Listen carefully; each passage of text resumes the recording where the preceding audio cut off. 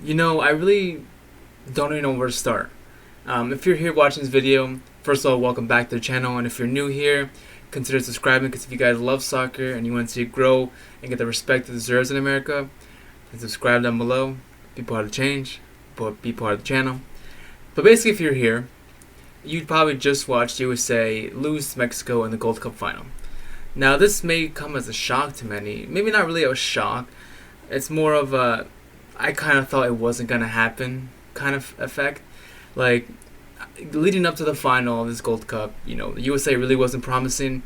They did win all their games, they did, and when they did win these games, they really didn't play well. Besides, the only game they played well really was the game against Jamaica in the semifinal, where they really showed that they're actually a good team. They can put passes together, create chances together, like all that stuff. They had it all together in Jamaica.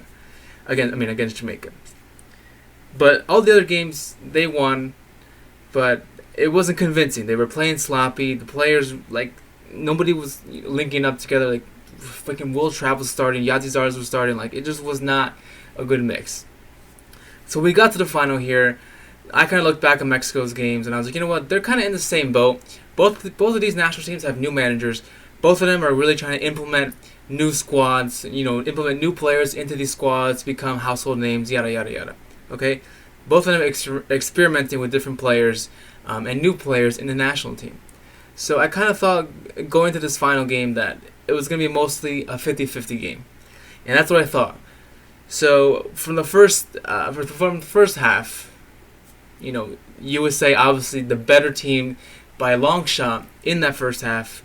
Mexico really had some decent chances to really go ahead and score, but the defense, I think, for the USA in the first half was really crucial. They were so good defensively. They knew where to be. Their placement, their positioning, everything was great. And on the attacking side, it was even better. They were creating chances like crazy. Michael Bradley, Wes McKennie in the center midfield, really pulling the strings there, getting some key passes. Christian Pulisic, absolutely on fire. Probably, even if they lost, obviously I think Christian Pulisic is the best, maybe the best player on the pitch that night, especially for the USA. Maybe not so much for Mexico, but to me overall, I think Pulisic was the best player in that field. On that field on that night. But it didn't happen. We had, like I said, we had lots of chances, but nobody really scored. Jozy Altidore in the 7th minute, so early on, had a great chance, one-on-one with Ochoa, and he goes to freaking curve that ball, but Jozy Altidore does not have that ability, and it went wide. And that was, that was the biggest chance we had in the first half to really go ahead and take the lead at an early part of the game where we really would have killed Mexico's momentum, because we had all the momentum with us. We would have just piled more pressure on Mexico with that early opening goal if Jozy Altidore did go ahead and score that. So I had nothing to complain about in the first half besides missing some key chances.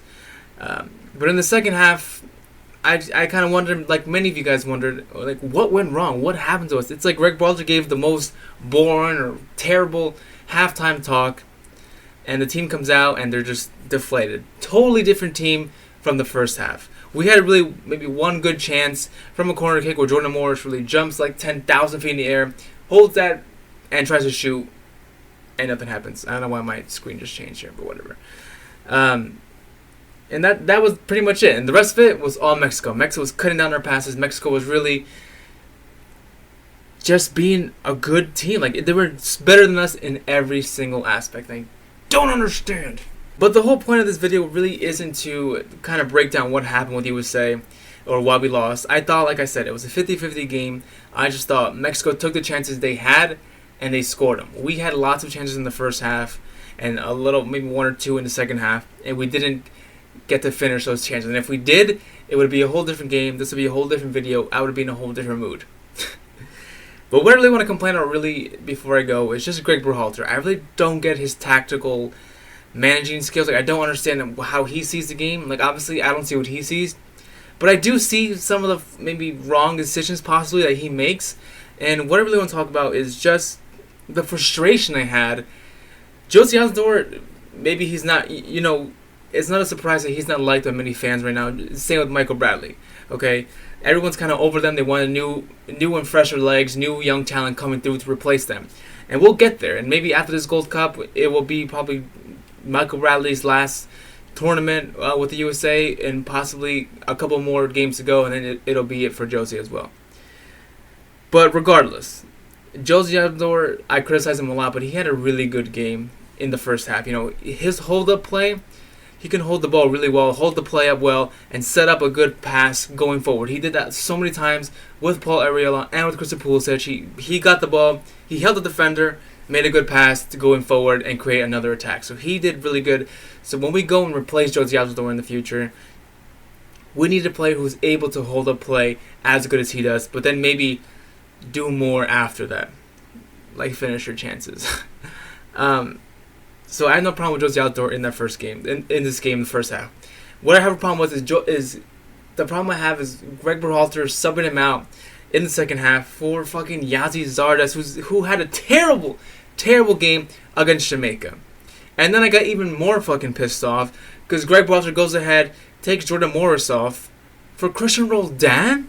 Like, what the fuck is that? I was like, dude, like, you're down 1-0 and you take out a winger and a striker to put on a center mid? Like maybe he was thinking maybe I'll bring Christian Pulisic onto the right flank and bring Christian Roldan in their center mid to really have a better solid midfield to deal with Mexico. That's what I thought. But it kind of looked like Christian Pulisic was still in the middle of the pack, going as an attacking midfielder, so it really made no sense. What I would have liked to see, first of all, is start Tyler Boyd over Jordan Morris on the right flank. I think him, Christian Pulisic, and Paul Arriola going at the Mexican defense with Jozy Altidore's hold-up play would have been a much better, much more threatening attacking setup than what we had now. I mean, I don't have a problem with Jordan Morris. I know he plays really well on the right flank, like on the wings for Seattle. But I just was more comfortable having Tyler Boyd there because he has that drive to really impress and show that he belongs in this team. And he really impressed me in these couple games that he played early on in this tournament. And he didn't play against Jamaica either. So I was like, dude, is he injured? Like, what's the fucking deal? So what I would have liked to see is obviously keep Jozy Altidore as much as you could. And if he got injured, then you sub him off. But right now he was doing really well. He had the momentum going with him. He was in good shape for the most part. Like, if you wanted to put like Gyasi Zardes in, first of all, don't. And second of all, don't. I'm surprised he didn't play fucking Wolf Trap in this game. And if he did, I would have fucking lost it. I would have lost it. But I mean, that's it. I have don't know what else to say besides just me. I just turned off my TV, came in here, turned the camera on, and wanted to vent to you guys.